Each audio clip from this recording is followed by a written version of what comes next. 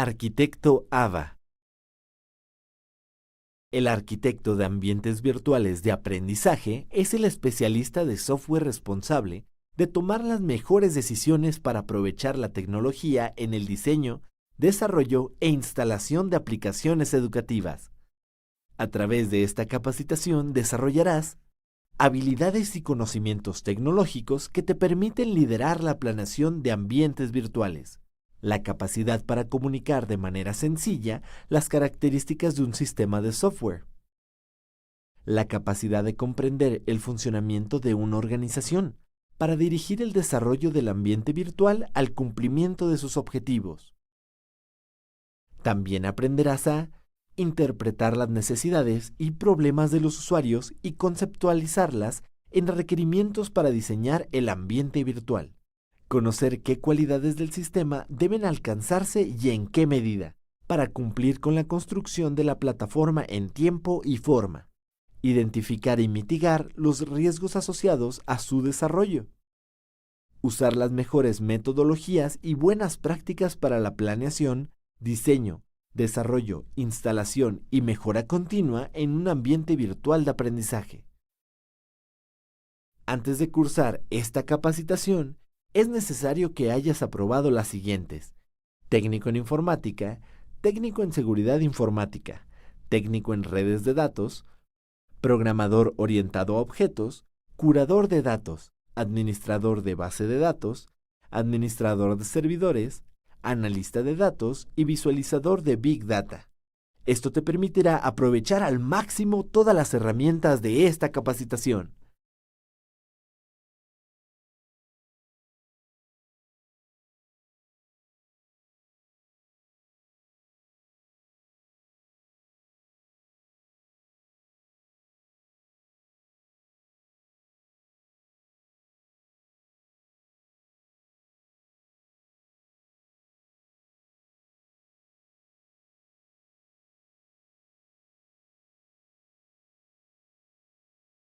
Arquitectura de software. La arquitectura de software es similar al plano de una casa. Así como éste define su tamaño, distribución y relación entre sus espacios, el de software establece la estructura del sistema, sus componentes, incluso sus propiedades de hardware. Para que logres una buena arquitectura de software, estudia y analiza cada aspecto de la organización y los intereses de los involucrados en el proyecto. Así se tomarán las mejores decisiones. Averigua hasta el último detalle. Esto te ayudará a facilitar el desarrollo simultáneo de módulos o componentes y detectar errores antes de que su impacto sea mayor. Dedica tiempo a la elaboración de modelos y esquemas que te permitan visualizar de manera general el sistema y el funcionamiento de cada uno de sus componentes. Considera, además del panorama actual que resuelve el sistema, la visión a futuro de su crecimiento y mejora. Una arquitectura detallada te ayudará a resolver posibles discusiones y cuestionamientos del software durante su gestión y precisar el costo y la duración de su desarrollo.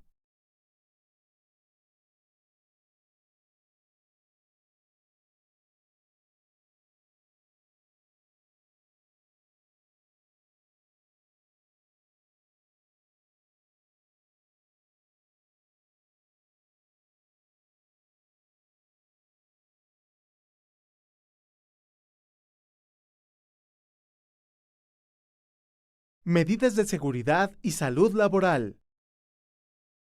La creación de arquitecturas de software requiere que pases mucho tiempo en un solo lugar, situación que puede provocarte enfermedades, lesiones e incluso accidentes.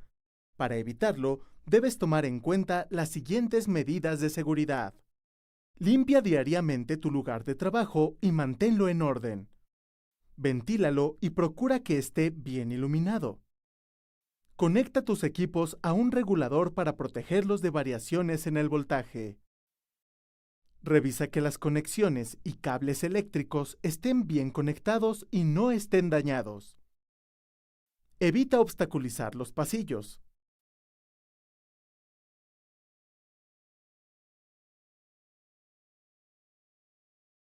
Establece y respeta tus horarios de comida. Lleva una dieta balanceada. Realiza ejercicio al aire libre. Ten a la mano un botiquín de primeros auxilios. Ubica las salidas de emergencia e infórmate sobre qué hacer en caso de incendios, sismos o cualquier emergencia. Procura buenos hábitos al trabajar. Mantén la cabeza en alto. Relaja tus hombros. Recarga tu espalda en la silla. Vigila que la flexión de tu brazo y antebrazo sea de 90 grados.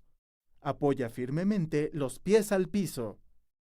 Alinea tu mano con el antebrazo y conserva esta posición cuando muevas el ratón. Esto evitará lesiones en tu muñeca. Mantén tu mano suspendida sobre el teclado con la muñeca recta.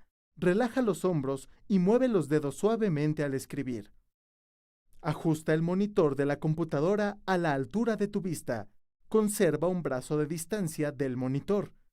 Evita trabajar con un alto nivel de brillo en tu monitor y usa lentes especiales para proteger tu vista. Toma las medidas necesarias para identificar riesgos y prevenirlos. Cuida tu salud.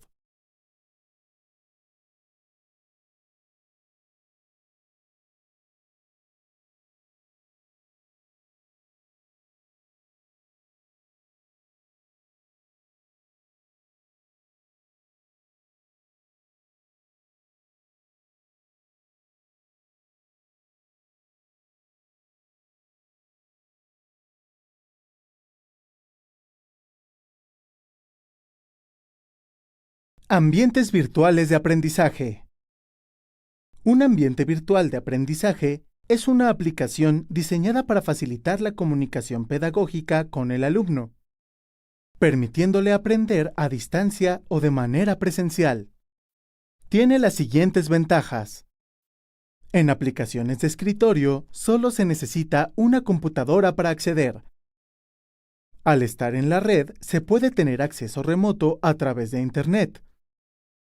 El desarrollo de acciones educativas puede llevarse a cabo sin que los profesores o alumnos coincidan en el mismo lugar. Todo ambiente virtual de aprendizaje debe contar con las siguientes 4 características. Interactividad. Permite que la persona sea el protagonista de su formación. Flexibilidad. Se refiere a que la plataforma sea adaptable a diferentes organizaciones donde se desee implementar. Escalabilidad. Asegura que la experiencia sea la misma con pequeños o grandes volúmenes de usuarios. Estandarización. Permite exportar o importar cursos en formatos universales. El ambiente ABA que implemente estas características garantiza el éxito del objetivo para el que fue creado y el logro de metas futuras. Todo ambiente virtual de aprendizaje tiene 2 dimensiones. La dimensión tecnológica, representada por las herramientas informáticas con las que está construida la plataforma. Sus objetivos son la publicación de materiales, la comunicación con miembros del grupo, realización de tareas, organización de la asignatura. La dimensión pedagógica, representada por el proceso de enseñanza y aprendizaje que se desenvuelve dentro del ambiente virtual. Este se basa en la interacción que tiene el usuario a partir de la resolución de tareas didácticas.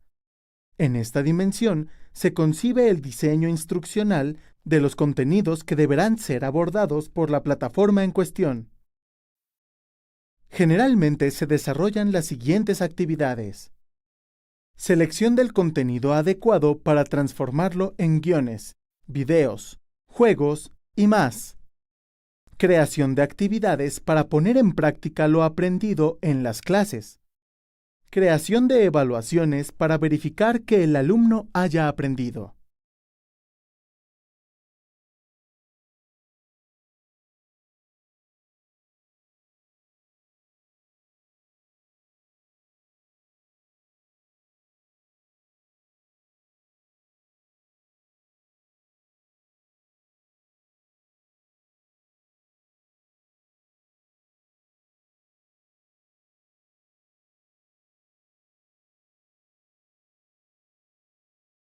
Principios de diseño. Antes de comenzar con el diseño de una arquitectura, es necesario que aprendas ciertas nociones clave a tener en cuenta para lograr un diseño efectivo de sistemas de software. Un software monolítico es difícil de estudiar, ya que su número de variables y complejidad hace el código indescifrable y difícil de corregir o mejorar. Por ello, se recurre a la modularidad, que es la partición del sistema, facilitando así su desarrollo al permitir la división del trabajo. Sin embargo, partirla en muchos módulos haría crecer el costo entre sus interfaces. La abstracción es la capacidad de interpretar la realidad en un modelo representativo. Cuando se considera una solución modular, pueden formularse varios niveles de abstracción para que el modelo pueda ser lo más exacto posible. El primer nivel establece una solución en términos generales con lenguaje simple. Al bajar el nivel de abstracción, va aumentando el detalle del modelo hasta llegar al código fuente. El nivel intermedio permite obtener dos tipos importantes de abstracción. La de datos. Permite obtener información que describe un objeto como su nombre y tamaño. La procedimental. Permite obtener una determinada secuencia de instrucciones que tienen una función limitada y específica, como mover, caminar o correr. Esto ayuda a representar un objeto a diferentes niveles de detalle y dejar de lado lo que no es relevante.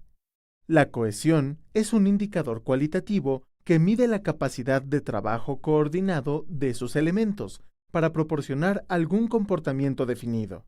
Conforme más bajo sea su valor, el módulo se vuelve más independiente e inservible. Por ello se busca que la cohesión sea alta para que simplifique la modificación en el código. El acoplamiento mide el grado en el que un módulo está conectado con otros y el mundo exterior. Para que sea óptimo y funcional, su valor debe ser bajo, ya que de nada sirve tener muchos caminos si no existe tránsito que pase por ellos. Para hacer un buen desarrollo de software, como principio, debes tomar en cuenta todas las etapas, los conceptos anteriores y aplicarlos en el sistema.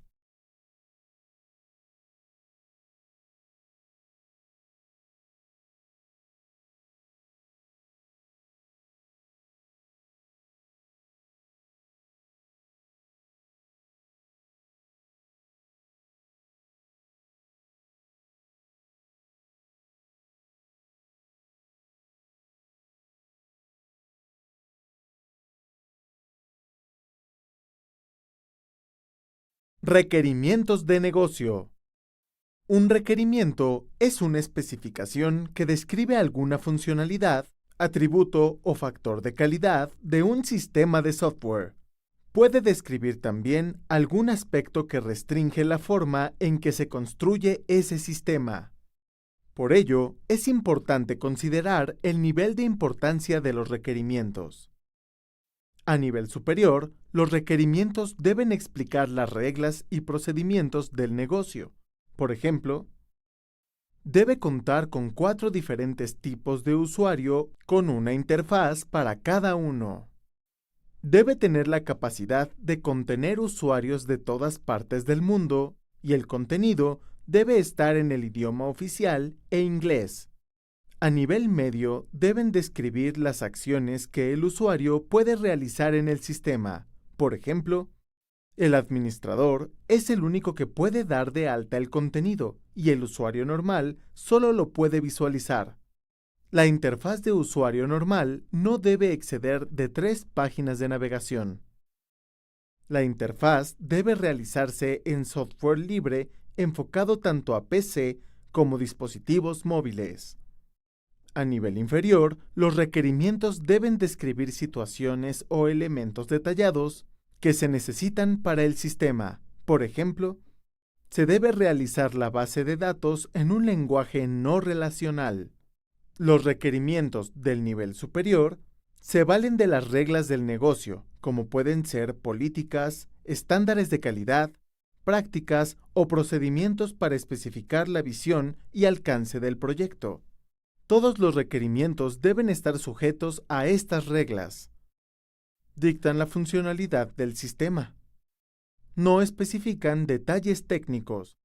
Solo ayudan a definir la lógica global de cada servicio con objetivos. Por ejemplo, incrementar ingresos, globalizar las tiendas y conseguir nuevos mercados. Es importante que todos los involucrados en el proyecto aporten su visión para lograr acuerdos que establezcan requerimientos de negocio alcanzables y realistas.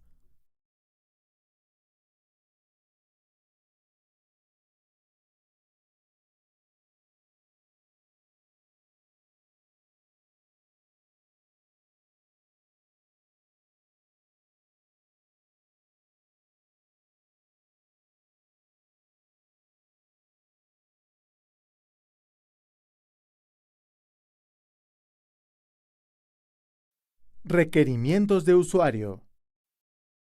A partir de las reglas y requerimientos del negocio, podrás especificar los requerimientos de usuario. Estos especifican los servicios ofrecidos a los usuarios mediante el sistema de software. Algunos de los principales requerimientos de usuario son: el fácil uso de las interfaces, gran cantidad del contenido para una fácil comprensión, buena calidad de la experiencia de usuario usando la interfaz del sistema. Estos requerimientos se identifican por lo general mediante técnicas como casos de uso o historias de usuario, usando buenas prácticas de las metodologías existentes como el estándar UML. En el conjunto de los requerimientos de usuario se distinguen dos tipos. Primario. Son requerimientos que describen servicios o funcionalidades que los usuarios necesitan en el sistema y son clave para los procesos de negocio. Por ejemplo, debe haber máximo 10 cuentas de administrador. Los usuarios solo tienen acceso al contenido sin poder modificarlo. El portal debe contener no más de 5 páginas de navegación. Secundario. Son las acciones necesarias que debe realizar el sistema, pero que puede prescindir de ellas en caso de falta de tiempo para ser desarrolladas. Por ejemplo, la pantalla de inicio debe contener un apartado de noticias de última hora con respecto a los cursos. El portal debe tener los colores del logotipo de la organización. Estos requerimientos generarán diagramas de casos de uso que ayudarán a realizar los requerimientos funcionales y no funcionales.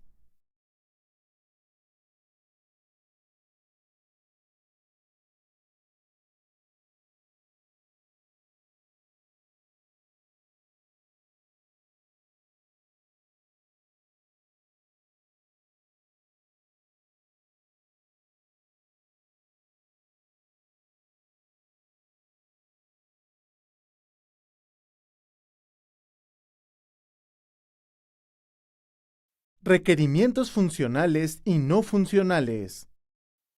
Para desarrollar un sistema que le sea útil al cliente, se deben tomar en cuenta los requerimientos que éste debe cumplir. Para ello, debes revisar las necesidades funcionales que deberás satisfacer con el sistema de software. Considera tus dos fuentes principales para detectarlas. El cliente o usuario final es tu fuente de información más grande para tu sistema. La mesa directiva y el área de desarrolladores son la segunda fuente. Ellos te permitirán encontrar las funcionalidades de segundo rango de prioridad. Después, realiza lo siguiente. Recopila las necesidades de los involucrados o stakeholders del proyecto. Sintetízalas y verifica si una funcionalidad cubre una necesidad o más de una. Tradúcelas en funciones técnicas para que los desarrolladores las analicen y encuentren la mejor manera de desarrollarlas, ya que en ocasiones estas requieren hardware, sistemas operativos, software de desarrollo y pruebas. Verifica que el equipo de trabajo cuenta con las herramientas necesarias e informa al propietario del proyecto el resultado del análisis para obtener lo que hace falta. En caso de que los resultados muestren la insuficiencia de herramientas, analiza si con el presupuesto se pueden cubrir o si requerirá más financiamiento. Estos requerimientos te servirán para definir los de usuario detallados, donde se baja aún más el nivel de desglose hasta llegar al nivel de estructura de datos y de capacidad de hardware e infraestructura. Los requerimientos se dividen en funcionales, que son las acciones que debe hacer el sistema, es decir, los casos de uso del sistema. Criterios que son adecuados para su propósito. No funcionales, que definen cómo debe ser el sistema. Especifican cómo evaluar la operación de las funcionalidades del servicio. A veces no es fácil distinguirlos. Por ejemplo, la seguridad puede ser un requerimiento no funcional al principio. Sin embargo, profundizar en su definición puede generar nuevos requerimientos funcionales, como la necesidad de autentificar a los usuarios del sistema, que es un requerimiento funcional. Para poder definir correctamente ambos tipos, es necesario tomar en cuenta atributos de calidad que corresponden adecuadamente con las reglas del negocio previamente establecidas. Entre los lineamientos principales están usabilidad, la facilidad con que una persona puede interactuar con el software; confiabilidad, las fallas y tiempo de recuperación; mantenibilidad, la capacidad de darle soporte al programa; restricciones en el uso de la plataforma, lenguaje y herramientas de desarrollo; seguridad, el nivel de protección de los datos, software y la plataforma tecnológica ante la amenaza de pérdidas o actividades ilícitas; disponibilidad, el período en que un sistema puede ser usado sin interrupciones; extensibilidad, la capacidad y facilidad de adquirir mejoras en el futuro; escalabilidad, la capacidad del sistema o servicio de TI de tratar con el crecimiento, por ejemplo, mayor número de conexiones o usuarios. No debe confundirse con extensibilidad, que mide la capacidad del sistema de crecer en funcionalidades.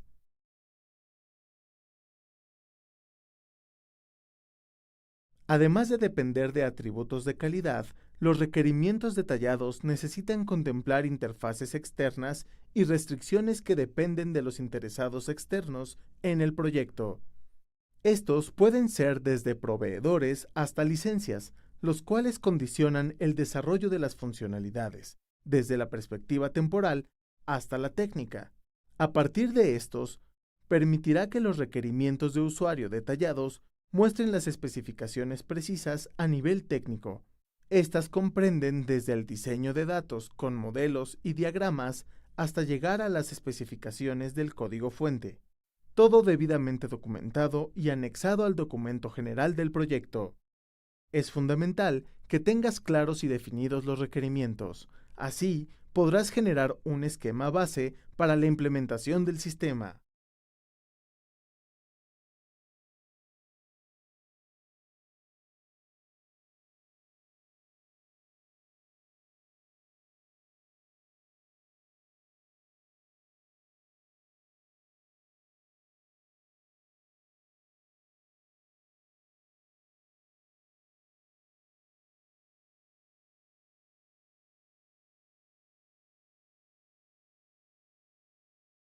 Proceso de trabajo.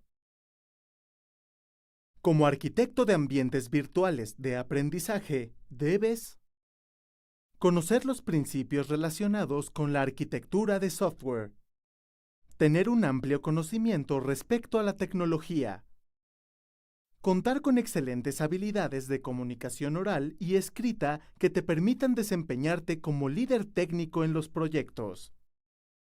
Saber aplicar tus conocimientos y habilidades para crear nuevas herramientas que faciliten el aprendizaje.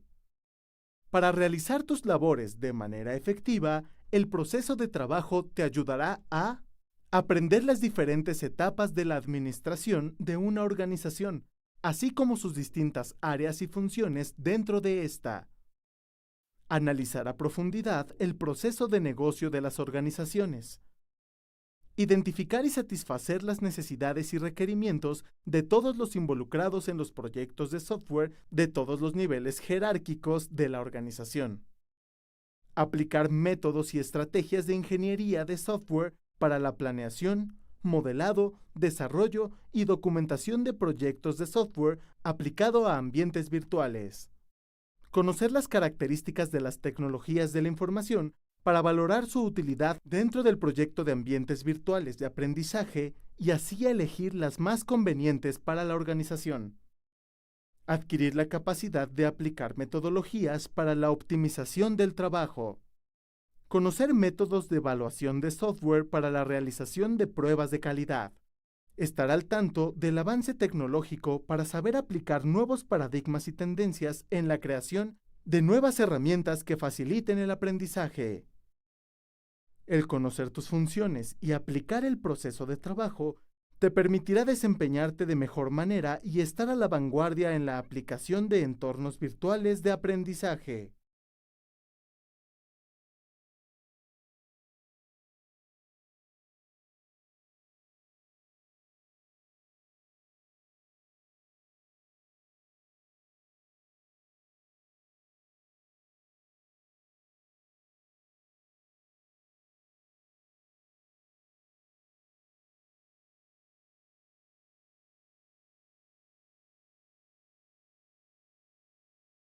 Visión y alcance. Una vez recopilada la información del problema a resolver, los datos relevantes de todos los involucrados en el proyecto, de la organización y sus reglas de negocio, es necesario llevar un registro de la información dentro de un documento visión, en el que se define el alcance del proyecto. Para realizar un correcto documento visión de tu proyecto, debes organizarlo de la siguiente manera. En la primera sección, como introducción, debes definir el propósito del documento visión como primer apartado, el cual es el objetivo del proyecto. Después, necesitas delimitar claramente el alcance del proyecto, enlistando la serie de subproyectos consecuentes. En el siguiente inciso, debes realizar un diccionario de definiciones, acrónimos y abreviaciones relevantes para el proyecto, con el fin de que todos los involucrados comprendan las nociones. Debes incluir las referencias a documentos que se anexan en el mismo archivo. Para facilitar la consulta rápida del documento, es necesario que incluyas un inciso con el resumen del contenido del documento visión. Explica la metodología de desarrollo de proyectos elegida en al menos una página para que todos conozcan el método de trabajo. En el apartado Posicionamiento se explican los aspectos de la organización y del negocio como contexto para introducir el problema a resolver. En la definición del problema, da una breve descripción y explica a quién afecta y cuál es el impacto de este.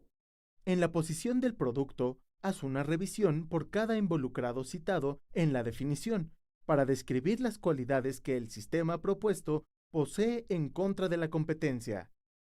En este número, debes mencionar a todos los involucrados del proyecto. Por cada uno tienes que mencionar los siguientes datos: nombre, rol, tipo de usuario, responsabilidades en el sistema, solo en caso de ser usuario directo del sistema, y enlista la serie de actividades que realizaría con él. Criterios de éxito para evaluar desempeño. Problemas clave, donde se muestra la solución actual y el cambio que te gustaría que el nuevo sistema desarrollara. Involucramiento con el proyecto, donde se enlistan las responsabilidades como seguimiento de desarrollo, evaluación, entrega de documentos y más. Entregables. Aquí se enlistan todos los documentos que debes entregar para el correcto desarrollo del proyecto. Asuntos. Incluye información extra que puede ser relevante para el proyecto. En el último punto de la sección, describe el entorno de usuario, donde se expone la estructura de la organización a la que pertenece el futuro usuario del sistema con un organigrama, además de mostrar antecedentes o sistemas relacionados que responden a la problemática. En la segunda sección, se describe la preparación del proyecto a desarrollar. En la primera parte, describe los resultados del análisis del producto propuesto. En el modelo de negocio, muestra la serie de procesos que el sistema debe llevar a cabo para lograr su objetivo. En la perspectiva, describe cómo cambia el nuevo sistema el actual trabajo de los interesados. Enlista los beneficios y describe los componentes del sistema que lo satisfacen. Enlista los requerimientos que ya están listos y aquellos que dependen de terceros. También se estiman ciertas cifras como el costo de producción del sistema, incluyendo dependencias externas como patrocinadores. Asimismo, se contempla el costo que el sistema tendrá para el cliente. Haz otra lista con el número de personas que se necesitan para su desarrollo. Ingenieros en sistemas, redes y otros. Contemple el tema de las licencias de desarrollo para el uso de software especializado. La descripción del producto se puede realizar por módulos, procesos o por el área de problema a tratar. En las restricciones, describe las limitaciones que el equipo de desarrollo no puede modificar. Si la organización ya utiliza estándares oficiales para desarrollar procesos, se listan en el apartado de estándares aplicables. Desglosa a detalle los requerimientos funcionales y no funcionales hasta llegar a los requerimientos detallados que surgieron de la etapa de planeación. Estos se clasifican en 3 principales, para facilitar su consulta, en los requerimientos de desempeño mismos que debes desglosar. Requerimientos de documentación. Anota la documentación solicitada por los usuarios. Requerimientos de ambiente. Son aquellos requerimientos no funcionales que describen las condiciones para que el sistema trabaje de manera adecuada y eficiente, como la temperatura, el ancho de banda, el hardware especializado y más. En el apartado de Manual de usuario, explica la disposición, formato y fechas de entrega del mismo, con el fin de que sea revisado por el cliente. Incluye datos de contacto en caso de soporte, guías de instalación y configuración. Por último, incluye un breve apartado de conclusiones y anexos para explicar mejor el proyecto. Este documento es indispensable para que comiences la planeación de la arquitectura y el modelado de datos, ya que de este dependen que se lleven a cabo eficientemente los procesos, evitando cambios y errores.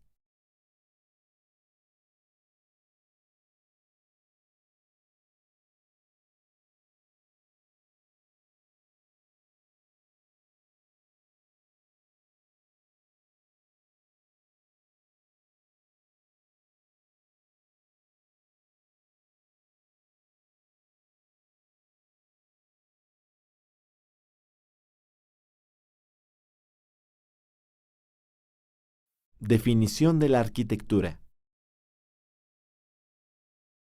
Para poder definir la arquitectura del software es necesario tomar en cuenta los requerimientos, el contexto de la organización y la experiencia previa en el desarrollo de sistemas de software. Los requerimientos representan las características más importantes con las que debe cumplir el sistema, se establecen con todos los involucrados y se analizan los drivers arquitectónicos para poder crear la o las estructuras del sistema de software. Para analizar el contexto de la organización es necesario tomar en cuenta lo siguiente: aspectos del negocio, el costo de la infraestructura existente y el costo de instalación de equipo nuevo, personal disponible, aspectos de estructura organizacional, el análisis del impacto de conservar algún recurso como bases de datos o servidores. Esto depende del enfoque del nuevo sistema. No realizar cambios en ningún proceso del negocio. Tendencias actuales. Uso de tecnología especializada en la nube. Uso de interfaces o plataformas móviles. Tecnología disponible. Sistema centralizado contra distribuido. Desarrollo interno. Uso de servicios externos.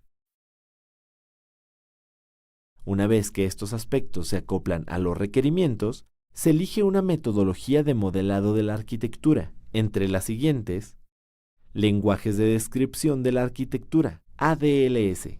Ayudan a describir de forma sencilla el sistema en términos de componentes y arreglos. Diagramas UML. De aspectos estructurales o estáticos, como los de componentes y despliegue. De comportamiento o dinámico, como los diagramas de estado y secuencia. Diagramas de alto nivel. Utilizan bloques que muestran un panorama muy general de la estructura del sistema. Por lo general es el primero en realizarse y se va detallando con los demás modelos. Para un arquitecto es fundamental no confundir los siguientes términos. Diseño arquitectónico. Se refiere a la estructura de un sistema general sin involucrarse en detalles, algoritmos o estructuras de datos. Estilo arquitectónico. Define las restricciones dentro de un grupo de diseños arquitectónicos como centralizada, enfocada a servicios, secuencial, etc. Patrón arquitectónico. Es una guía que soluciona un problema particular, de impacto pequeño y comúnmente repetitivo. Preparar adecuadamente la elección de la arquitectura es indispensable para comenzar con la planeación y el modelado, ya que estos dependen de un correcto análisis de los modelos, estilos y patrones usados en los componentes para que se lleven a cabo eficientemente y se mitiguen lo más posible cambios y errores.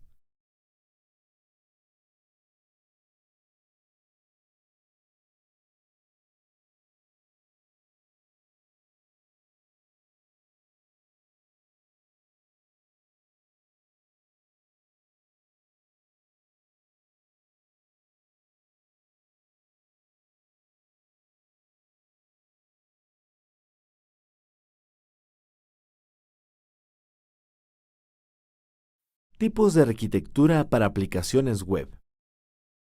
Para poder definir la arquitectura del software, toma en cuenta los requerimientos, el contexto de la organización y tu experiencia previa en el desarrollo de sistemas de software. Para tener un excelente control del diseño detallado, utiliza algún estilo arquitectónico, que a través de reglas y guías definidas como un estándar, establezca un esquema de organización para la estructura del sitio. En un entorno web se usan los estilos de sistema distribuidos. Esto tiene como ventaja compartir recursos entre varios servidores, una gestión fácil de la concurrencia, tolerancia a fallos, buena escalabilidad, es decir, la propiedad de un sistema para aumentar el tamaño. Algunos de los estilos arquitectónicos existentes aplicados a entornos web son cliente-servidor. El sistema se descompone en servicios gestionados por servidores, donde los clientes pueden visualizar los servicios. Existen dos formas diferentes. Cliente fino. El procesamiento de la información y la gestión de los datos se realiza dentro del servidor. El cliente solo es responsable de visualizar el resultado. Cliente grueso.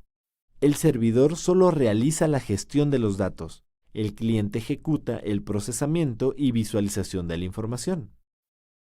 En la arquitectura orientada a servicios, se accede a la información por medio de interfaces de servicios web.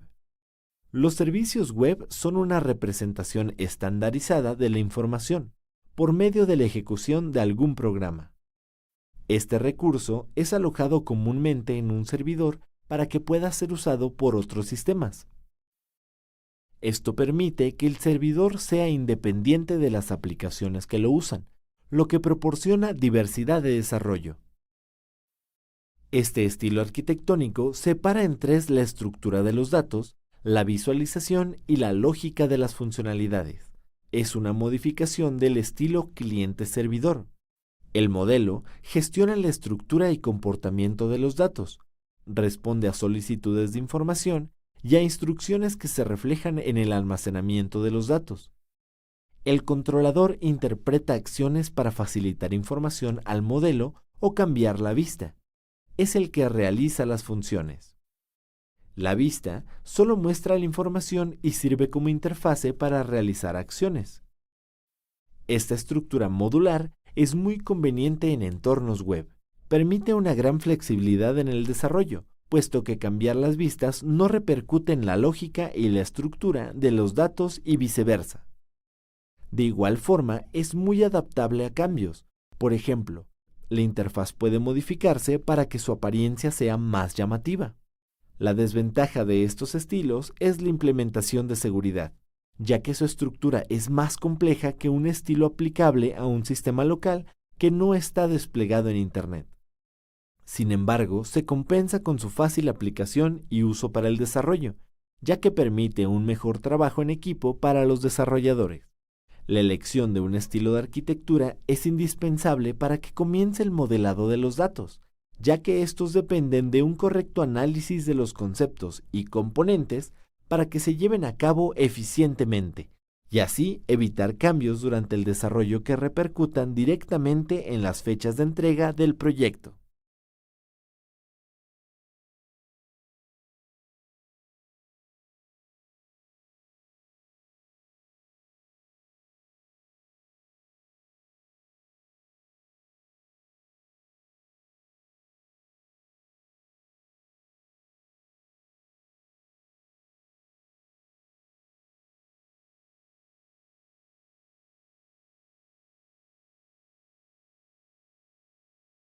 Patrones de diseño. Una vez elegido el estilo de la arquitectura del sistema, debes elegir su diseño. Para ello, debes usar patrones. Estos sirven de guía para adaptar detalles de la realidad a la estructura de los datos, funciones y métodos en el desarrollo del código. Según su uso y lógica, existen tres tipos de patrones. Creacionales. Inician y crean objetos que deben ser programados. Una de las más utilizadas es fábrica abstracta. Este patrón es una clase de programación que te permite crear familias de objetos. Como si fuera una fábrica, tiene métodos y funciones que crean objetos con solo ser activados. Por ejemplo, una fábrica de discos que crea objetos Blu-ray simples o de doble capa. Estructurales. Separan la interfaz del desarrollo. Explican cómo las clases y objetos se agrupan para formar estructuras más grandes. Algunos de los más utilizados son: adaptador. Convierte la interfaz de una clase de programación en otra para agregar funciones. Por ejemplo, la clase motor eléctrico adapter modifica la clase motor para que la clase motor eléctrico tenga funcionalidades parecidas a las de motor pero mejoradas. Decorador. Permite añadir funcionalidades a una clase de programación existente, evitando la herencia sucesiva de clases que incorporan nuevos métodos. Por ejemplo, la clase vehículo mediante una clase decorador permite agregar las funcionalidades de parrilla y GPS. Comportamiento. Describen la comunicación entre objetos y clases. Algunos de los más utilizados son: intérprete. Convierte un lenguaje o clase de programación compleja en una más simple. Por ejemplo, la clase instrumento tendrá una clase del tipo Abstract Expression, la cual permitirá interpretar los sonidos del instrumento en notas y partituras. Observador. Notifica cambios de estado de un objeto para dividir sus funcionalidades. Por ejemplo, la clase observador reúne las diferentes funciones de las clases ventana selección, ventana color y ventana opciones, para que sean utilizadas por la clase principal. Cada uno de estos patrones resuelve un problema particular, por lo que tu tarea como arquitecto es saber cómo aplicarlas de la manera correcta según las necesidades de la arquitectura. Esto ayudará a que el sistema funcione de manera óptima.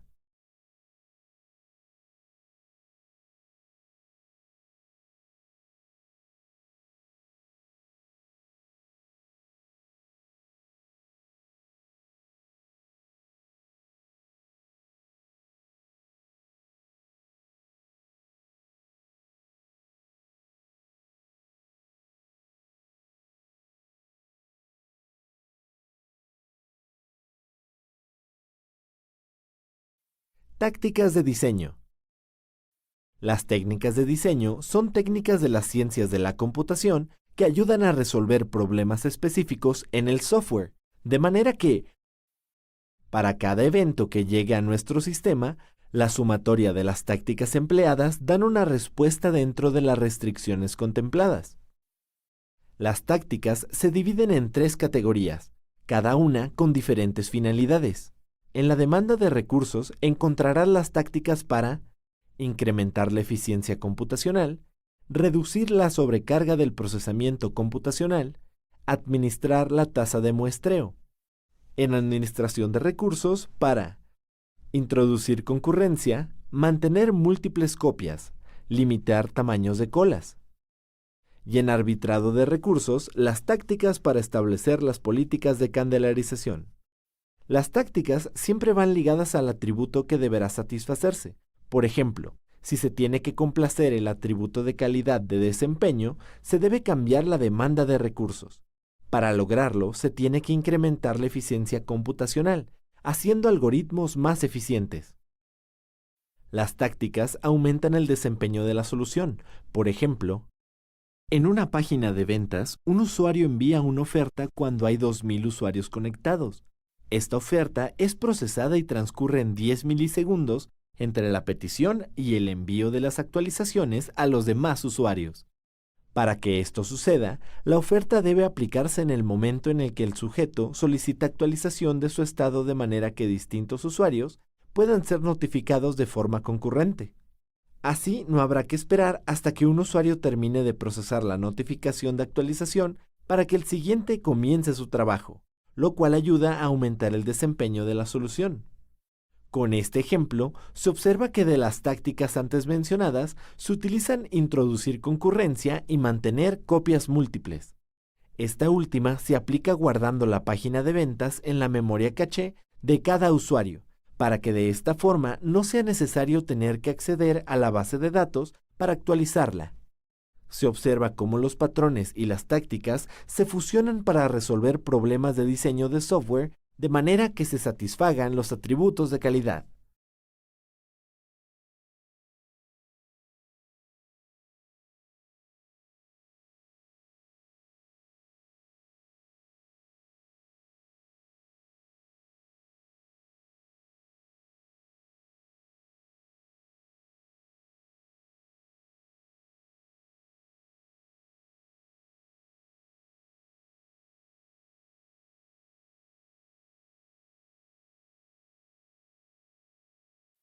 Frameworks.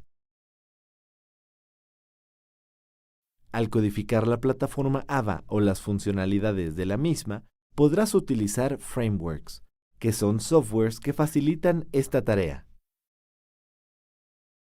Los frameworks o marcos de trabajo son elementos reutilizables de software que proveen funcionalidades y se enfocan en la resolución de un problema específico, como creación de interfaces de usuario tanto locales como web, comunicación remota, seguridad, reutilización.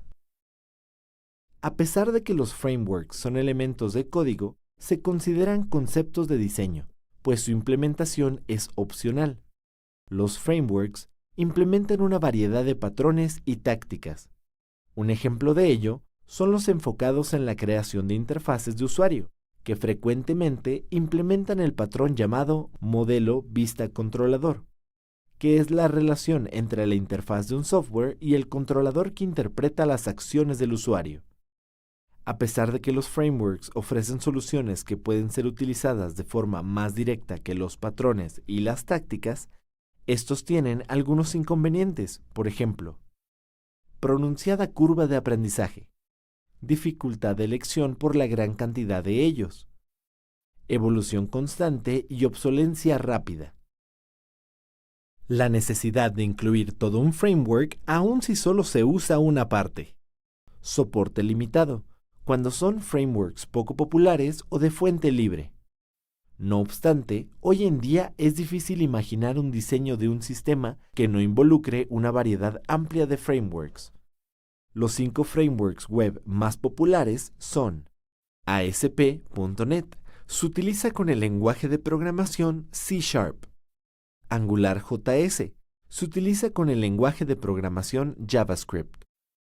Ruby on Rails, se utiliza con el lenguaje de programación Ruby. JSF, se utiliza con el lenguaje de programación Java. Django, se utiliza con el lenguaje de programación Python. Todos estos frameworks son utilizados por los desarrolladores para facilitar la programación de funcionalidades de páginas web, dependiendo del lenguaje de programación elegido para las mismas.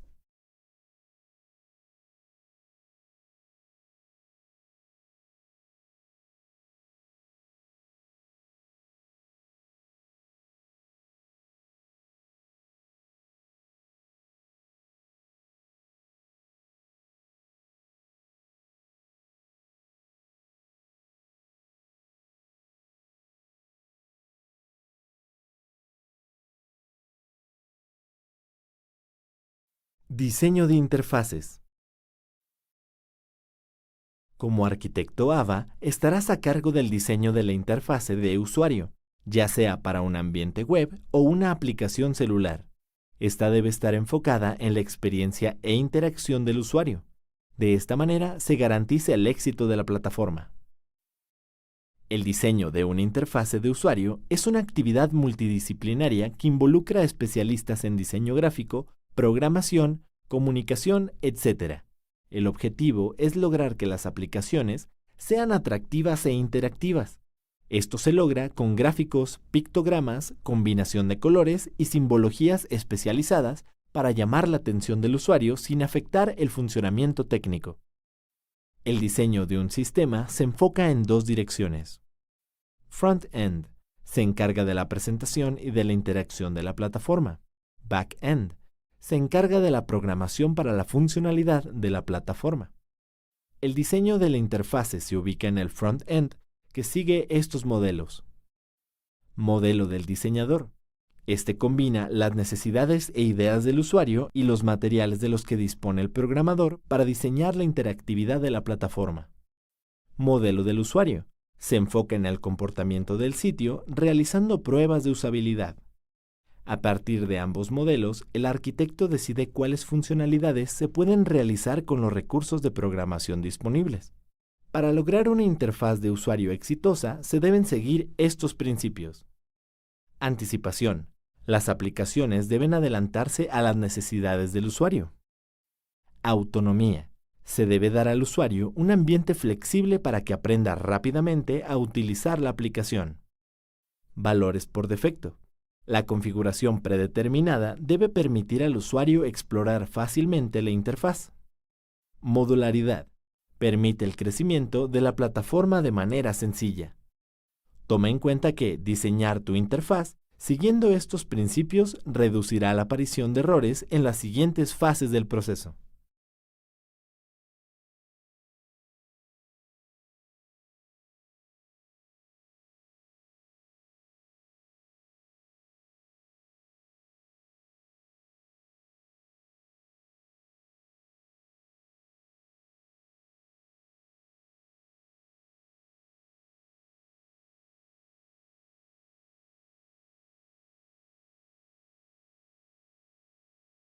Vista lógica funcional.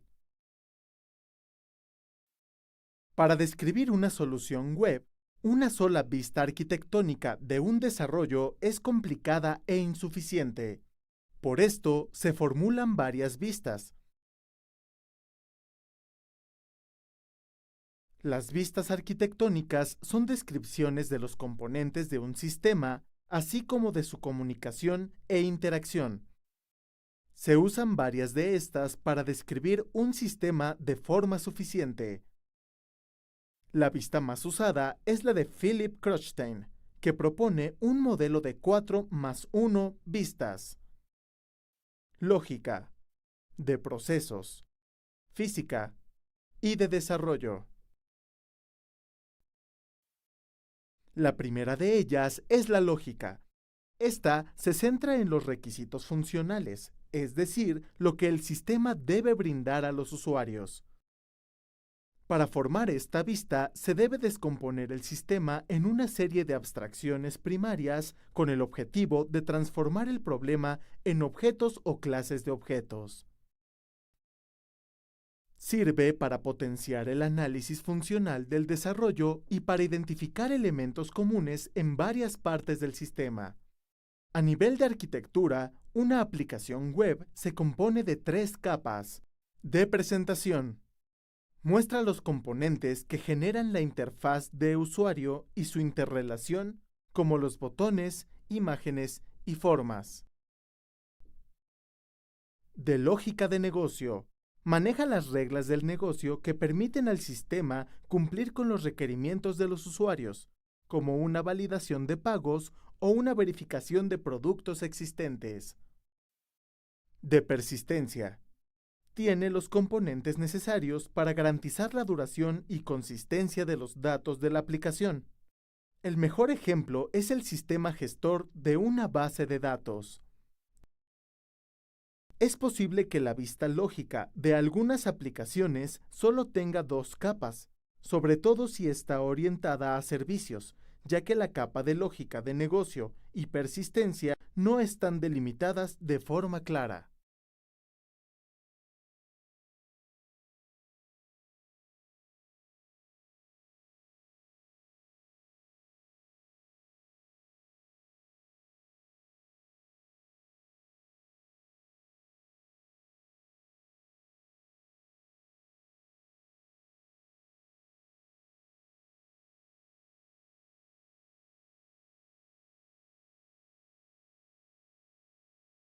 Vista de procesos o comportamiento. Dinámica. La segunda vista del modelo 4+1 es la vista de procesos, donde se presenta la concurrencia y la distribución de los procesos de la aplicación web. Lo que debe mostrar la vista de procesos es la interacción de los usuarios con la aplicación y de ésta con el servidor. Debe especificar el hilo de control donde se ejecuta la operación de una clase identificada en la vista lógica.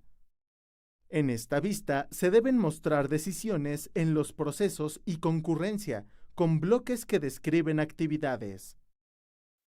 Esta vista se divide en dos tipos de procesos. Los que son ejecutados por el servidor. Normalmente son la mayoría de procesos, como una petición HTTP al servidor. Y los que son ejecutados por el cliente. Son procesos ligeros como la interacción con el navegador web. Un ejemplo de una vista de procesos es la descripción de un usuario que interactúa con el navegador web, donde éste traduce los eventos en peticiones HTTP al servidor, y después el servidor responde de forma HTTP para que el navegador web muestre las respuestas en las páginas HTML.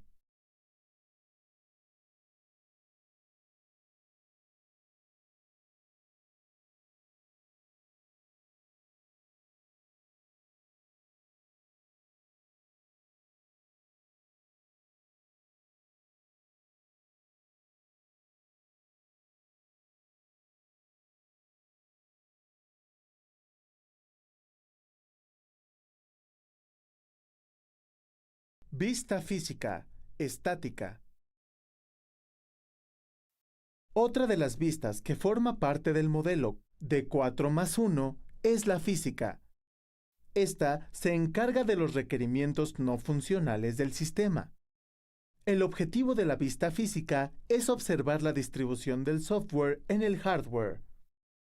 En esta se deben tomar en cuenta ciertas características como disponibilidad, confiabilidad, desempeño, escalabilidad, entre otras más. El sistema se ejecuta sobre varios nodos, ya que deben ser relacionados con los elementos de las vistas anteriores. Es en esta etapa donde se deben especificar todas las configuraciones físicas. Los componentes se dividen en dos partes, el cliente y el servidor. Por el lado del cliente están navegador web, aplicación que permite la visualización de archivos en HTML. Cliente grueso. Es la aplicación que reside dentro del cliente y procesa los datos. Los más conocidos son los applets de Java. Aplicaciones externas, que complementan la funcionalidad del sistema, como los visualizadores de PDF. Firewall. Es una protección para evitar el acceso no deseado a alguna red. Los componentes por el lado del servidor son servidor web. Es un programa que permite la transmisión de datos en HTML por medio del protocolo HTTP. Recursos HTML. Están en ese lenguaje y son enviados al cliente para ser visualizados por el navegador. Servidor de base de datos. Es un gestor encargado de administrar los recursos de persistencia, tanto de su acceso como manejo. Sistemas heredados. Son elementos que han quedado anticuados, pero siguen en funcionamiento.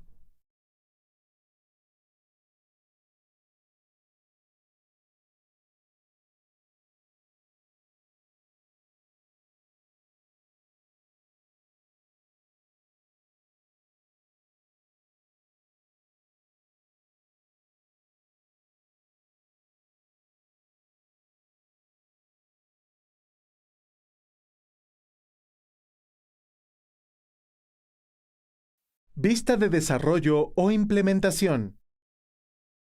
Otra de las vistas que forma parte del modelo 4+1 es la vista de desarrollo, la cual se centra en la organización real de los módulos de software. La vista de desarrollo es la organización real de los módulos del software en su ambiente de desarrollo.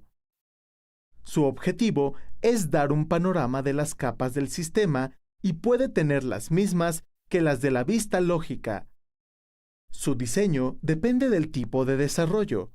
Puede ser una aplicación web, una de escritorio o algún tipo de servicio. Los aspectos más importantes de una aplicación web son: mapa de navegación. Da una vista general de las páginas y su relación. Administración de sesiones de usuario. Son controles de accesos con diferentes permisos. Tecnologías para generar páginas de aplicación. Con ellas puedes crear páginas dinámicas por medio de un lenguaje de programación. Técnicas de seguridad. Protegen los datos de los usuarios y limitan accesos. La última vista del modelo 4+1 es el uso de un subconjunto de escenarios que son instancias de casos de uso. Esta vista relaciona las otras 4, donde su propósito es dar una perspectiva general del sistema con la cual se pueda validar su arquitectura.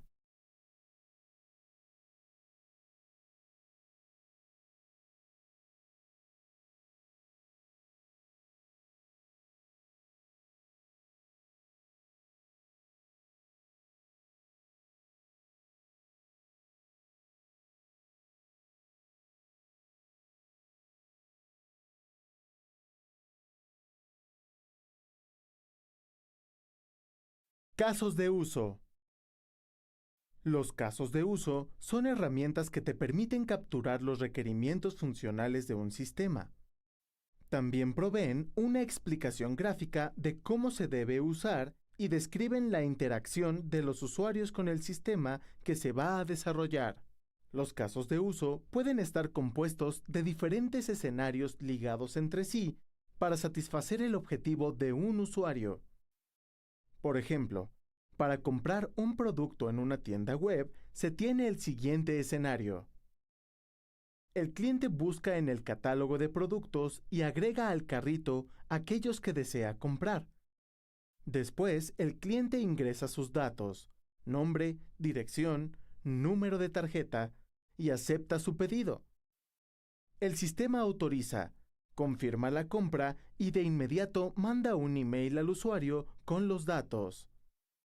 Este es un solo escenario que puede pasar, pero también debes tomar en cuenta otros. Por ejemplo, que la tarjeta del cliente no sea autorizada o que ya tengas guardados los datos de compra de un cliente frecuente en el sistema. Para generar el contenido de un caso de uso, sigue estos pasos. Escribe el título del caso de uso.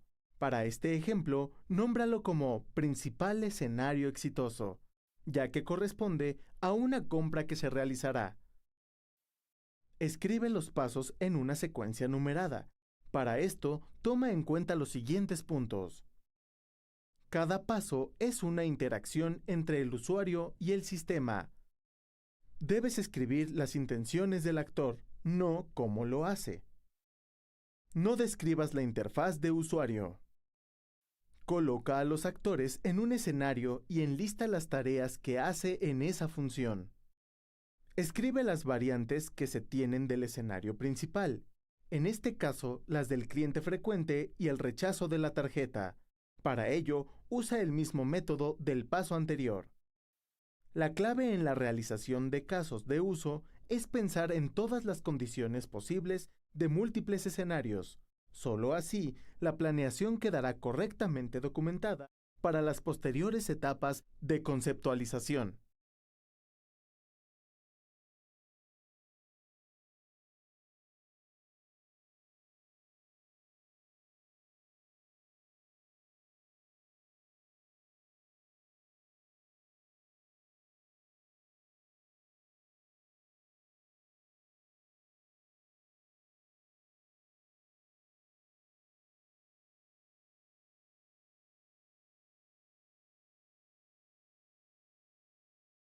Diagrama de clases.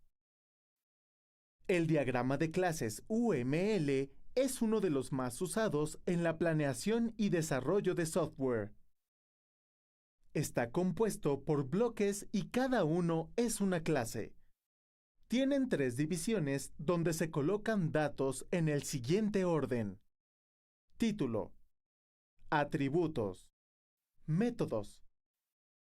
En la programación orientada a objetos, tanto los atributos como los métodos pueden ser públicos, privados o protegidos. Otra de las cosas que describe un diagrama de clases es la relación que hay entre ellas. Esto se hace a partir de líneas con flechas, tomando en cuenta la cardinalidad de las relaciones. Como las relaciones van alineadas con el paradigma orientado a objetos, se dividen en 5 tipos. Herencia. Indica que una o varias subclases heredan los métodos y atributos de otra clase. Composición. Modela objetos complejos donde el tiempo de vida del objeto está condicionado por el objeto que lo incluye. También se le conoce como relación estática por valor. Agregación. También modela objetos complejos, solo que en este caso el tiempo de vida del objeto incluido es independiente. A esta relación se le conoce como estática por referencia. Asociación.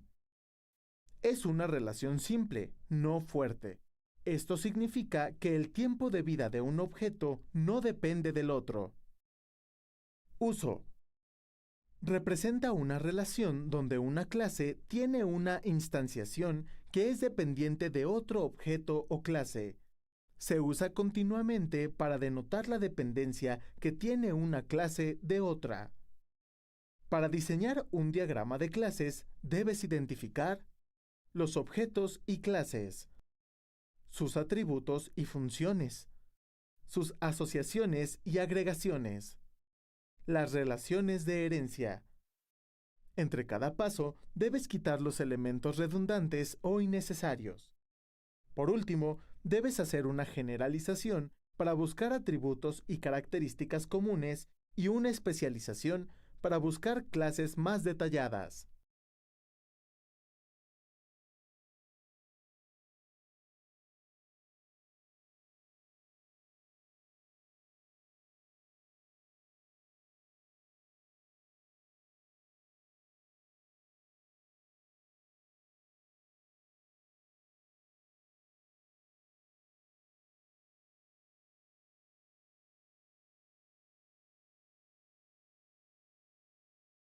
Diagrama de secuencia. Además del diagrama de clases tipo UML, otro de los diagramas más utilizados es el de secuencias, ya que muestra cómo interactúan entre sí un grupo de objetos. El diagrama de secuencia cuenta la historia de la ejecución de un programa a través de objetos en forma de bloque donde se incluye el nombre y la clase, un mensaje entre estos, una barra vertical que muestra su tiempo de vida, un actor. La forma en que se representa el envío de los mensajes puede ser síncrono, donde el objeto pierde el control hasta recibir respuesta. Retorno. Es la respuesta a un mensaje previo. Directo. El originario no espera respuesta, pero pasa el control. Asíncrono. El originario no espera respuesta y permanece activo. Es importante que tengas siempre presente la diferencia entre una clase y un objeto. Para construir un diagrama de secuencia, sigue estos pasos. Identifica los escenarios. Enlista las situaciones en las que quieres ver cómo funciona el sistema para resolver algo. Identifica los eventos externos. Encuentra quién demanda que empiece un escenario. Modela las interacciones. Construye el diagrama poniendo el escenario y los actores como si se contara una historia. Al finalizar el diagrama, deberás ser capaz de saber qué pasa con todos los elementos del sistema.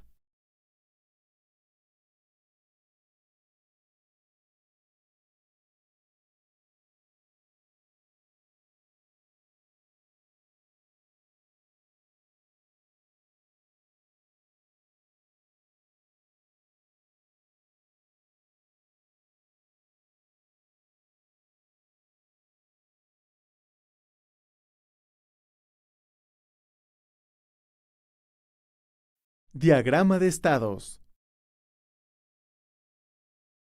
Un diagrama de estados muestra los cambios que tendrá el objeto una vez que sea programado para cumplir con su objetivo. Para poder realizar un diagrama de estado, haz lo siguiente. Usa el conector de inicio para indicar el comienzo del proceso que realizará el objeto, que para este ejemplo es hacer una llamada. Ya que el estado inicial del teléfono es reposo, no se escribe alguna acción. Agrega una flecha de evento que represente la acción descolgar. Con esto, indicas la transición del estado de reposo al de tono. Identifícalo con un rectángulo. Utiliza otra flecha que cumpla la condición de marcar para pasar del estado de tono al de esperando. Este estado puede tener dos eventos, ocupado o llamando. Dependiendo de lo que suceda, puede haber dos nuevos estados, tono ocupado o tono llamando, respectivamente. En el caso de tono ocupado, hay dos eventos posibles, colgar y descolgar. El primero marca el fin del proceso con un círculo parecido al de inicio, mientras que el segundo regresa al estado de tono para comenzar de nuevo. Debes analizar de este modo cada estado del objeto y realizar cada cambio hasta que el proceso regrese al estado inicial o se agote toda posibilidad de realizar alguna acción. De este modo, tendrás descrito y documentado el panorama completo del proceso para que sea desarrollado por los programadores. También te servirá de referencia para realizar alguna actualización.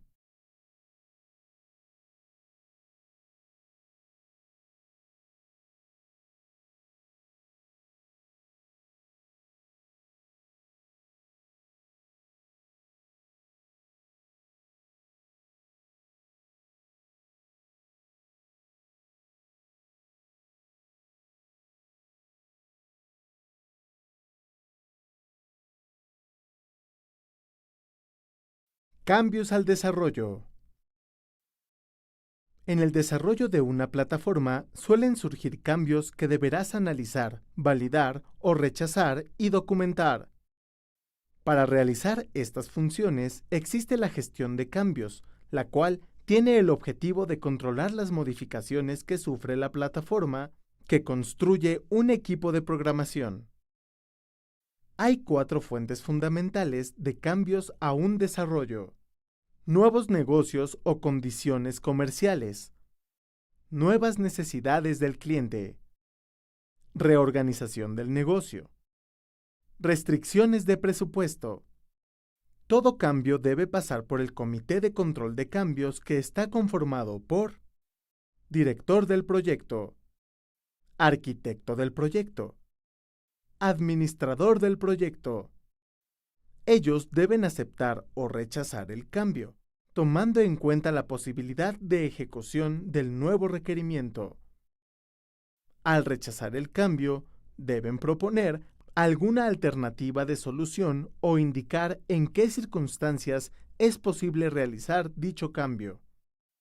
Para ejecutar una modificación, el Comité de Control de Cambios sigue estos pasos: evaluación del impacto, búsqueda de alternativas, aprobación por parte del comité, ajuste al plan del proyecto, notificación a los interesados del cambio, gestión del proyecto de acuerdo al nuevo plan. Cada cambio debe estar sujeto a las normas empresariales de comunicación.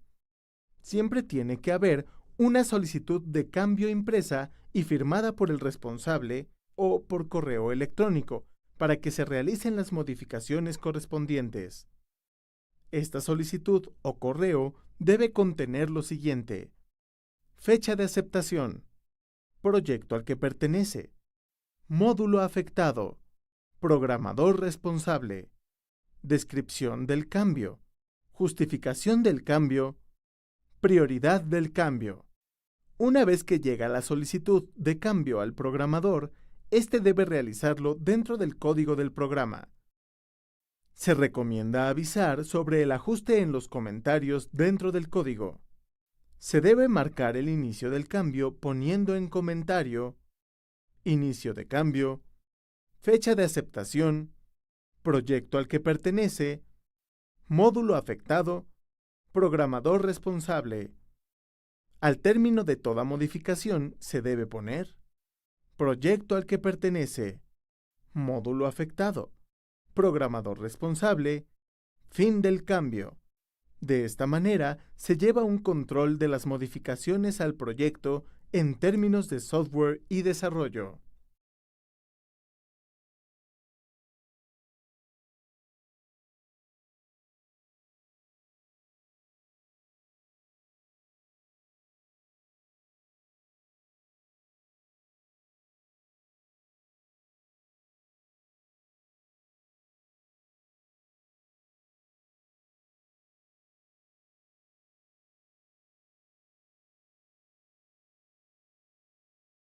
Análisis de impacto. Después de haber identificado y clasificado los cambios en la plataforma, se debe realizar el análisis de los riesgos que puede sufrir el sistema en desarrollo. Esto permite estudiar las posibilidades y las consecuencias de cada uno de los cambios para otorgarle un nivel de riesgo al proyecto ABA. Existen dos métodos para determinar el nivel de riesgo de cualquier proyecto. Método cualitativo. En este, la toma de decisiones se basa completamente en el juicio, la experiencia o la intuición. Generalmente se utiliza cuando el riesgo es bajo y no se justifica un análisis completo. Las metodologías cualitativas son las siguientes: brainstorming, cuestionario o entrevistas, reuniones de grupo o focus groups, juicio de especialistas. Método cuantitativo. Permite asignar valores de ocurrencia a los diferentes riesgos identificados mediante un modelo matemático de registros. Todo método cuantitativo realiza un análisis de probabilidad. El método a utilizar depende del presupuesto del proyecto, ya que para el método cuantitativo generalmente utiliza software de paga para realizar el procesamiento matemático con el fin de obtener un modelo de riesgos. Esta es una representación de la realidad a través de una estructura de cálculos matemáticos, en la cual se detectan variables significativas de riesgos que se miden con base en las variables económicas. Para desarrollar este modelo, se deben seguir estos pasos. Selección de funciones de probabilidad. Identificación de variables económicas. Cada uno de los riesgos identificados anteriormente tiene una función que define su probabilidad de ocurrencia. Estas funciones son graficadas donde el eje X es el tiempo del proyecto y el eje Y la probabilidad en porcentaje de que ocurra el riesgo. Existen estas funciones. Triangular. Se conocen valores máximos y mínimos de la probabilidad. Esta función considera, por ejemplo, la probabilidad de que las ventas bajen. Uniforme. Se conoce el valor máximo de la probabilidad. Riesgos como la probabilidad de renuncia de profesionales son considerados por esta función. Discreta. Se conocen diferentes valores posibles de probabilidad. Después de elegir la función, se debe elegir una variable que resultará afectada por la ocurrencia de este riesgo. Esa variable generalmente es económica cuando se habla de proyectos web, por lo que se elige el valor actual neto o VAN del proyecto. Se trata de calcular el grado de variación de la van con respecto a la probabilidad de ocurrencia de este riesgo. Este cálculo es dado por computadora y debe realizarse para cada riesgo que se haya considerado. Cada riesgo genera una variación diferente, por lo que se le otorga un nivel diferente a ese riesgo. Muchas empresas tienen software de análisis de riesgos muy precisos, mismos que se alimentan de la información que se captura en ellos. La consideración de este software debe estar dentro del presupuesto de requerirse un análisis de riesgo más profundo. Para que los objetivos del proyecto AVA no se vean afectados, entre más nivel tenga un riesgo, más observación y medidas preventivas deben realizarse.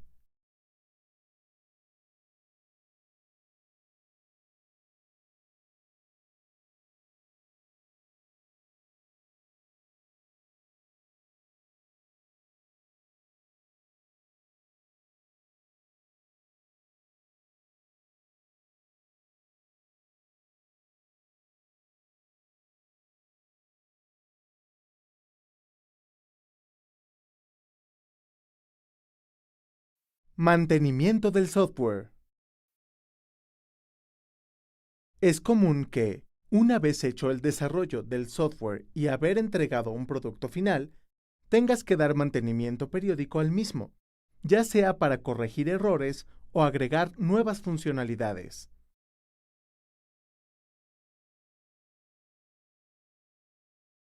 De todo el desarrollo de software, el mantenimiento es la última etapa y está enfocada a asegurar que el producto siga funcionando a través del tiempo. Para lograrlo, el mantenimiento contempla corregir los errores que lleguen a surgir en versiones de producción, agregar nuevas funcionalidades con el fin de alargar el ciclo de vida del software, eliminar funciones obsoletas, es decir, versiones viejas de algunos objetos del software que solo ocupan espacio en memoria. Optimizar el software usando objetos más eficientes. Estos deben ser implementados en todos los desarrollos del mismo.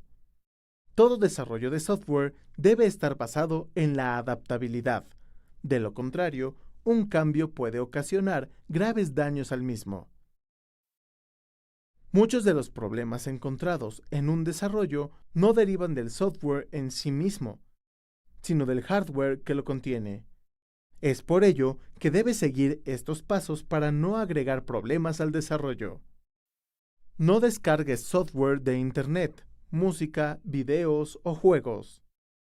Mantén actualizado el antivirus de la PC. Realiza acciones de limpieza y escaneado en busca de virus cada 6 meses. No abras archivos adjuntos en correos de remitentes desconocidos. Verifica que todas tus herramientas de software estén actualizadas en la última versión liberada por el fabricante. Realizar un mantenimiento al software y al hardware es esencial para asegurar el ciclo de vida del desarrollo. Además, las correcciones o adaptaciones que realices te servirán para preparar un nuevo lanzamiento del producto creado, conocido como lanzamiento de mantenimiento, que resolverá problemas pendientes.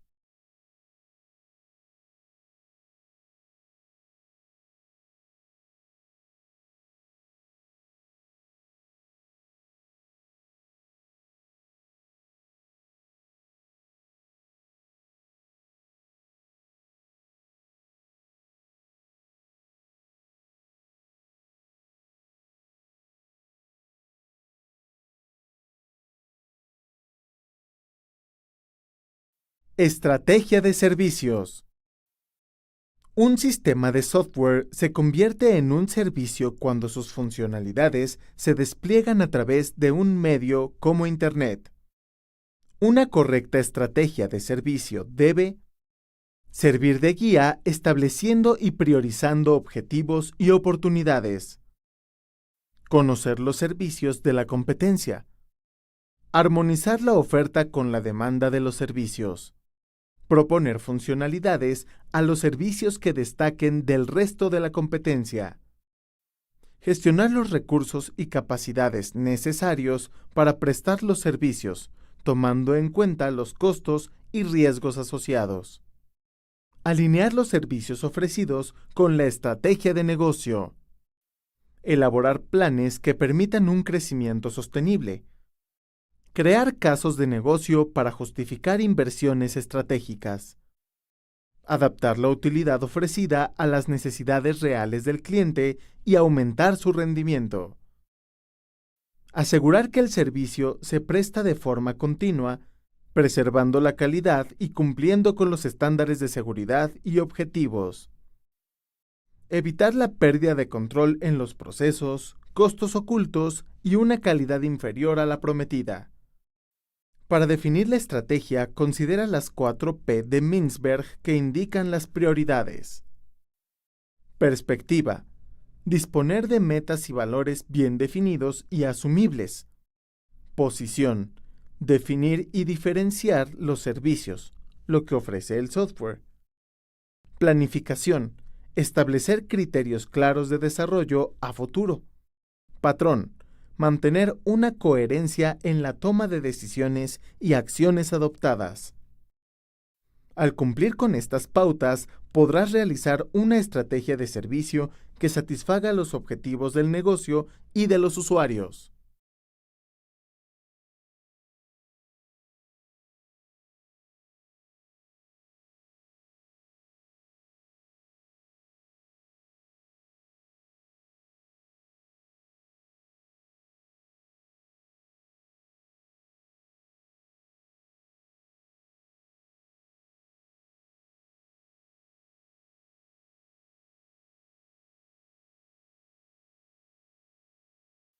Diseño de servicios. El diseño de servicios tiene como objetivo modelar nuevas funcionalidades o modificar las ya existentes para adecuar el sistema de software a las necesidades de los usuarios. Para que el diseño cumpla con dichas necesidades, debe considerar la estrategia de servicio, adecuarse a las necesidades actuales, ser rentable y eficiente, cumplir los estándares de calidad adoptados, aportar valor a los usuarios para diferenciarse de la competencia, equilibrar funcionalidad y calidad.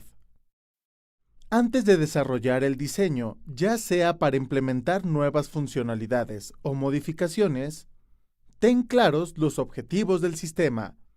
Define y analiza las funcionalidades de los módulos. Compara la documentación y pruebas del software existente para averiguar si existen módulos reutilizables. Lleva un control de costos y retorno de la inversión. Analiza los recursos y capacidades de desarrollo involucrados. Considera la contratación de recursos externos. En caso de ser un servicio o módulo nuevo, incluye un análisis de la arquitectura usada y de la que vas a desarrollar. Para ello, ajusta las tecnologías usadas al objetivo del negocio. Aplica la infraestructura TI necesaria. Gestiona las aplicaciones. Gestiona los datos y la información. Analiza la documentación y el software existente. Considera los planes de liberación del servicio. Una vez claros los objetivos y analizados todos los aspectos, realiza el modelo de procesos de negocio o BPM. Observa el ejemplo. Indica con el símbolo correspondiente el inicio del proceso. Apunta con una flecha hacia el símbolo del evento viernes a las 6 p.m. para indicar que es una actividad externa a la cual depende la acción de agendar. Continúa con el flujo de información con una flecha que apunta al rectángulo que contiene la primera actividad que vas a realizar. En este caso, revisar el estatus de grupo de trabajo. Crea con el símbolo correspondiente la condición que ayuda a verificar si los miembros del equipo están disponibles. Aquí, el diagrama se termina con el símbolo correspondiente. Si están disponibles, crea la actividad de aceptar asistencia del evento y finaliza el diagrama señalando con una flecha el evento. Diseña las métricas de calidad y de monitoreo necesarias para llevar el control de los siguientes rubros. Proceso. Realización de actividades calendarizadas. Cumplimiento. Adecuación a las políticas y requisitos predefinidos. Eficacia. Calidad de los resultados obtenidos. Rendimiento. Productividad de los procesos y gestión de los recursos utilizados. Una vez terminado, adjunta cada esquema al documento de la estrategia. Evita confundir esta metodología con la planeación de un sistema de software, pues son enfoques diferentes.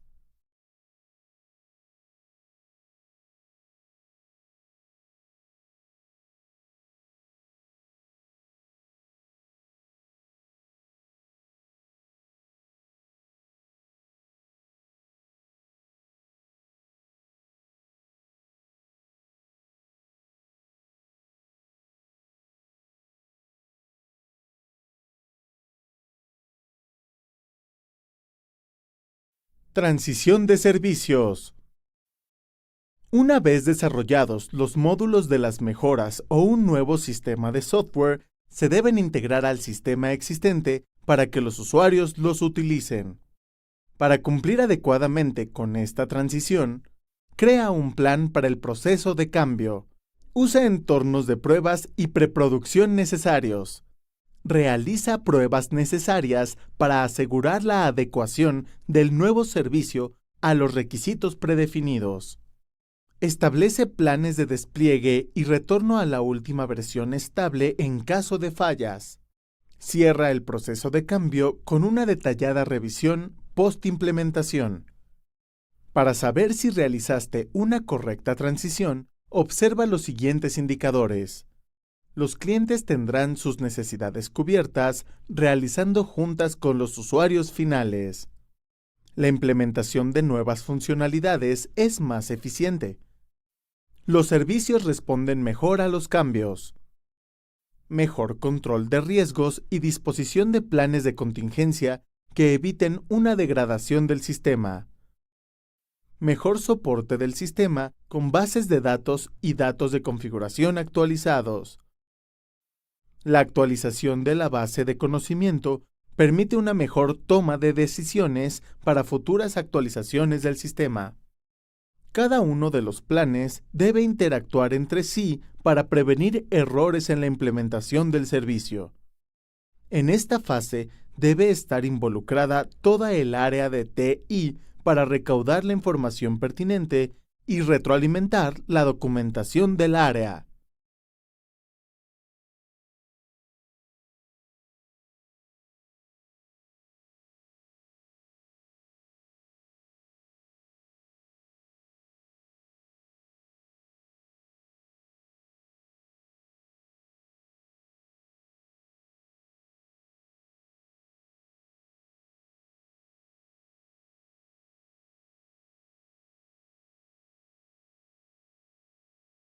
Operación de servicios. Esta fase es sin duda la más crítica de todas, pues es donde el sistema se pone en funcionamiento. Los principales objetivos son coordinar e implementar todos los procesos, actividades y funciones necesarias para la presentación de las nuevas funcionalidades del sistema acordados con los niveles de calidad aprobados. Dar soporte a todos los usuarios del sistema.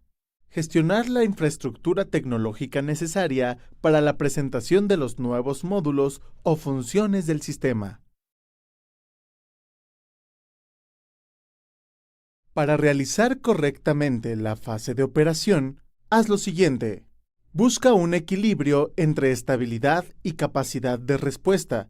La estabilidad es necesaria, pues los usuarios requieren disponibilidad y muestran resistencia al cambio. Por otro lado, las necesidades del sistema o tendencias tecnológicas cambian rápidamente y eso requiere habitualmente rapidez en las respuestas. Evita los problemas de inestabilidad adoptando una actitud proactiva que permita dar respuestas a las nuevas necesidades de forma progresiva. Evita el uso de una actitud reactiva, ya que provoca que los cambios solo se implementen cuando la organización tiene un estado de urgencia. Esto no es una correcta planificación del cambio. Encuentra un correcto equilibrio entre la gestión interna que intenta mantener la tecnología y recursos humanos necesarios para el funcionamiento del servicio y las necesidades de los usuarios. No comprometas al área de TI para prestar servicios faltantes. No excedas la infraestructura TI encareciendo innecesariamente el costo de los servicios. Esta fase es la más susceptible a errores. Por tal razón, las observaciones que los usuarios brinden deben documentarse perfectamente por el área de TI para llevar un correcto funcionamiento.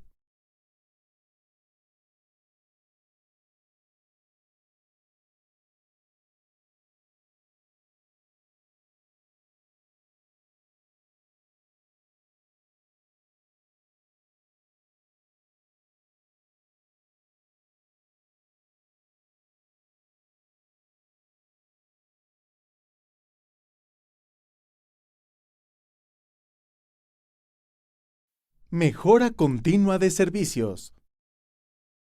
La mejora continua consiste en adaptar el sistema y sus servicios a las necesidades cambiantes de los usuarios. Esta debe permitir mayores retornos a la inversión y la satisfacción del usuario. Los objetivos de la mejora se resumen en los siguientes puntos. Monitorizar y analizar los parámetros de seguimiento del sistema. Algunos de estos son: conformidad. Los procesos se adecúan a los nuevos modelos y reglas. Calidad. Se cumplen los objetivos preestablecidos en plazo y forma. Rendimiento. Los procesos son eficientes y rentables para la organización. Valor. El servicio es mejor que el de la competencia y se refleja en la presencia y lealtad de los usuarios. Incrementar el número de los usuarios conformes con el servicio y la calidad. Dar soporte a los usuarios con retroalimentación a la fase de estrategia y diseño para la definición de nuevos módulos o funciones. Para el control y monitoreo, utiliza primero el ciclo de Deming. Define los objetivos y los medios para conseguirlos. Implementa la visión preestablecida. Comprueba que se llegue a los objetivos con los recursos asignados. Analiza y corrige las desviaciones detectadas y promueve mejoras a los procesos utilizados. Si el sistema necesita una actualización, realiza los siguientes pasos. Paso 1.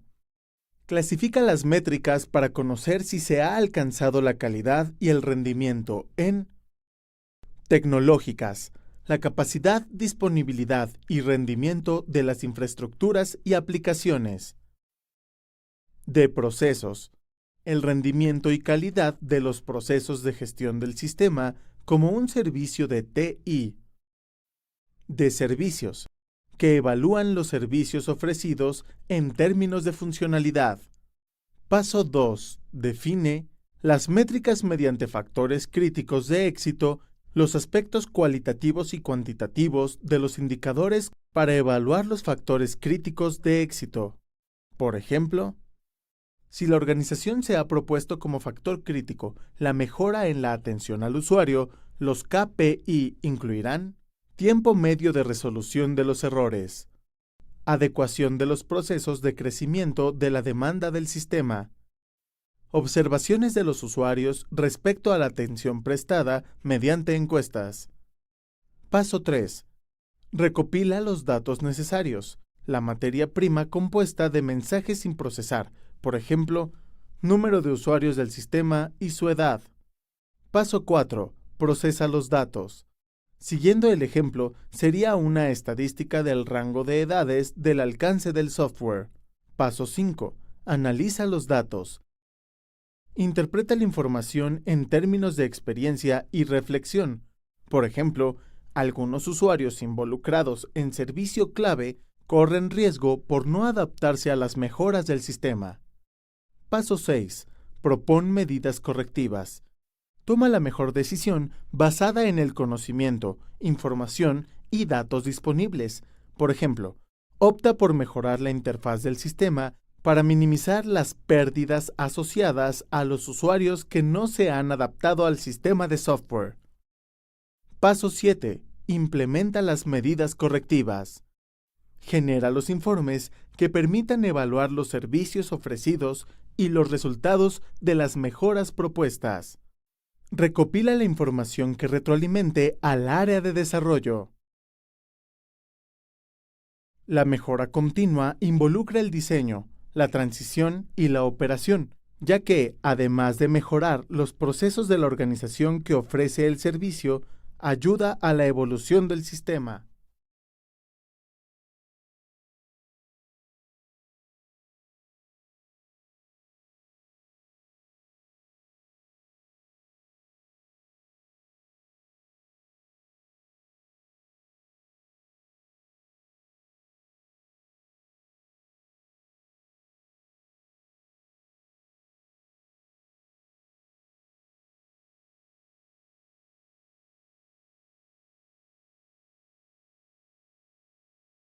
Difusión del ABA. Una de las claves para lograr una difusión exitosa del ABA es utilizar el marketing digital para obtener métricas sobre la efectividad de las acciones que implementas, ya que los datos te permiten analizar el comportamiento y la reacción de los usuarios. El marketing digital se vale de 3 herramientas clave para la difusión de un sitio web o ABA. Redes sociales son medios que permiten compartir contenidos, interactuar con los usuarios y responder dudas para generar estrategias y gestionar las comunidades en torno a un ABA. Email es una herramienta para establecer comunicación con usuarios y posibles usuarios del ABA. Los asuntos cumplen una tarea fundamental en el email marketing, ya que de ellos depende, en gran medida, que los usuarios abran los correos. Analítica web. El análisis de datos abre grandes oportunidades para los proyectos ABA, al poder medir factores de difusión y así implementar acciones de restablecimiento. Con la analítica web, se pueden medir los indicadores clave de rendimiento, o KPI, de cada estrategia de difusión, y así implementar más y mejores acciones. Por ejemplo, KPI en redes sociales, número de seguidores, comentarios e interacciones. KPI en emails, suscriptores obtenidos y perdidos, ubicación geográfica, porcentaje de clics en los enlaces y usuarios dados de baja. KPI en el ABA, sesiones abiertas, número de visitantes y tiempos de visita. Para cada KPI medio, siempre debe haber una estrategia para aumentarlo o disminuirlo. Por ejemplo, para aumentar el número de usuarios en el ABA, se puede aumentar la inversión publicitaria en redes sociales. Por el contrario, para disminuir el número de suscriptores que se dan de baja vía email, se puede realizar una encuesta para saber por qué están cancelando la suscripción. El marketing digital, basado en el análisis de datos y los KPI, ha demostrado ser la herramienta ideal para comprender los gustos y necesidades del usuario de una plataforma.